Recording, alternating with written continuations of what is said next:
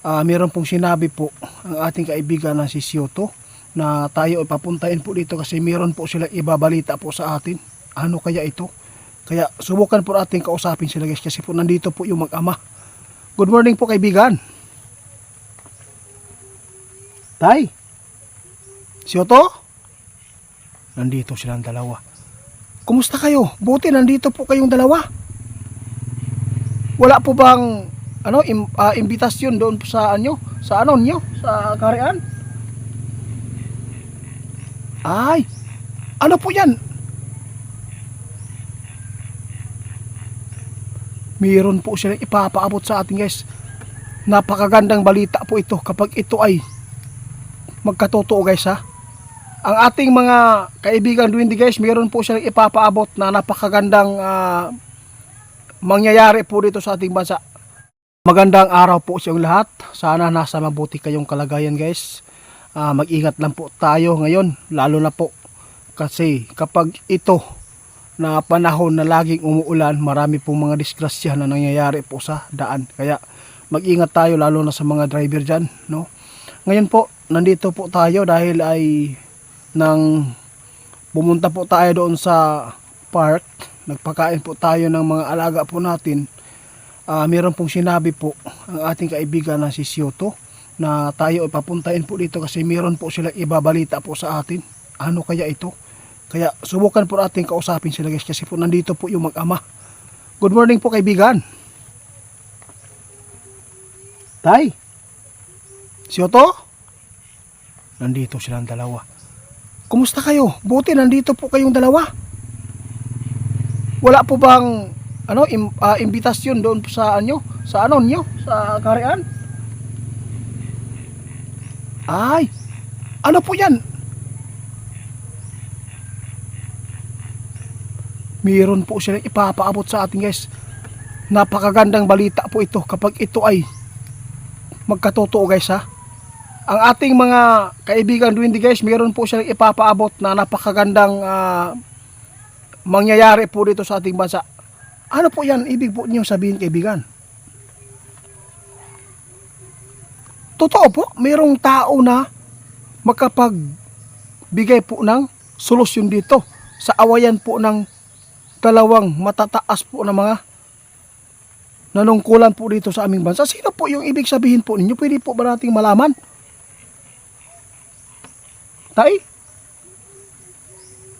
Totoo po ito? Guys, dalawa po sila papaabot, si Tatay at saka si Sioto. Kasi ang sinabi po nila, napakaganda po yung nakita namin ngayon na yung nag-aaway po ngayon na sina President at saka si Vice President. Mayroong tao daw na makapagbigay ng solusyon dito para sila ay magiging magkaibigan ulit, magbati. Pili po natin malaman tay kung sino po yung binabanggit po ninyo. Kapag ito po daw guys ang magsabi, no, nirerespeto din po ito. Kaya pwede po natin pangalanan tay kung sino po siya. Ha? Ay naku guys, kung ito po daw ang tatakbo ngayong halalan na ito sa mga senador guys, mananalo po daw ito. Siya po. Totoo yan kaibigan? Naku po.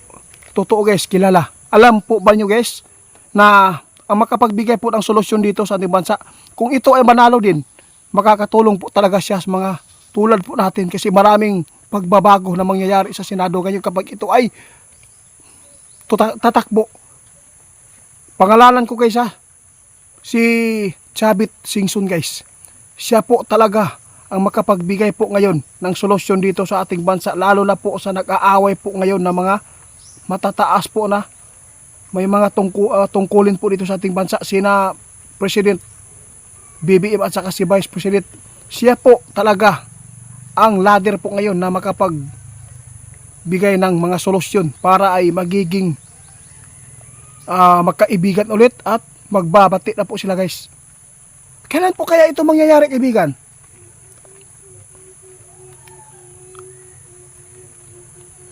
Sabi po ni tatay guys, hintayin na lang po ninyo ha. Kasi ito po yung nakikita namin. Huwag kayong mag-alala.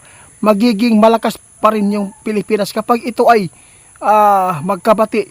Dahil po kay Chavit Singson daw guys. Kilala po nyo si Chavit Singson? Kung siya po ay tatakbo, ulitin ko ha. Mananalo po ba ito?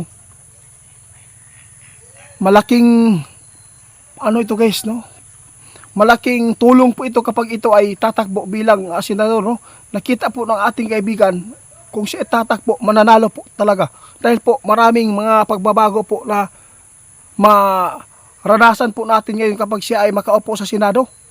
Tapos, nirerespeto din po siya guys dahil po sa kanyang mga ginagawang mabuti. Malaki pala siyang naitulong dito sa ating bansa kaibigan.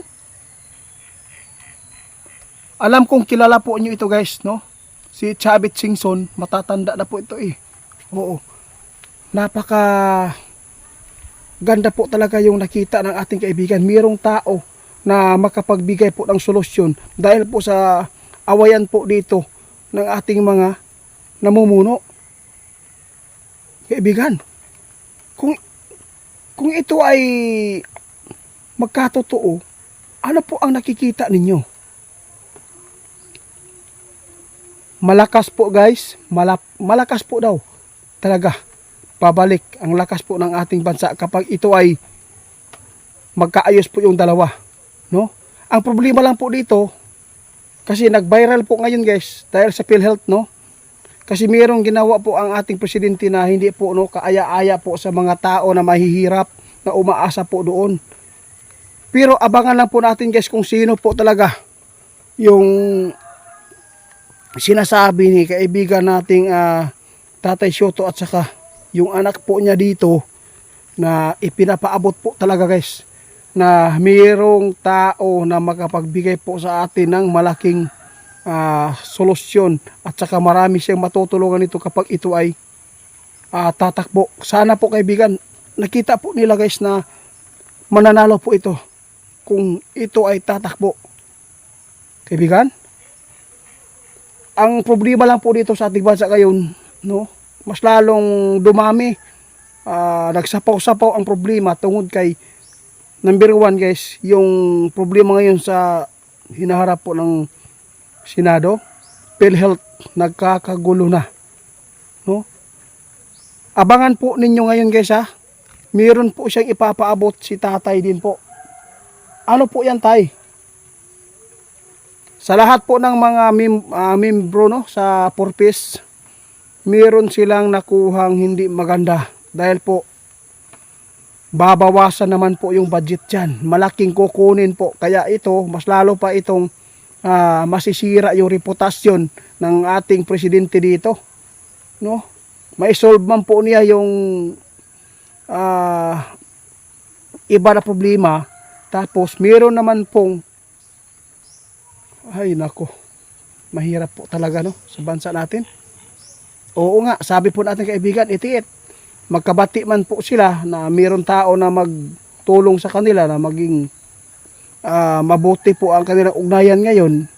Pero mayroon pa rin na lamat na, no? Mahirap po talaga kaibigan. May lamat na po daw guys.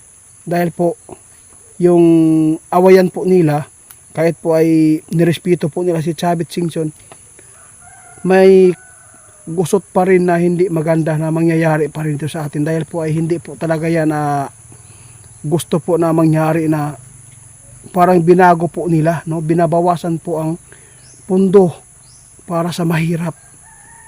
Sayang, no, kung ito ay magkaaway pa rin. Mahirap po talaga guys na magiging ibalik po yung dati nilang pinagsamahan.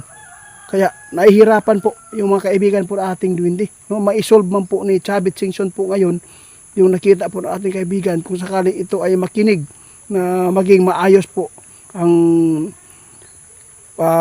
pagkaibigan po nila Duterte at saka yung Marcos.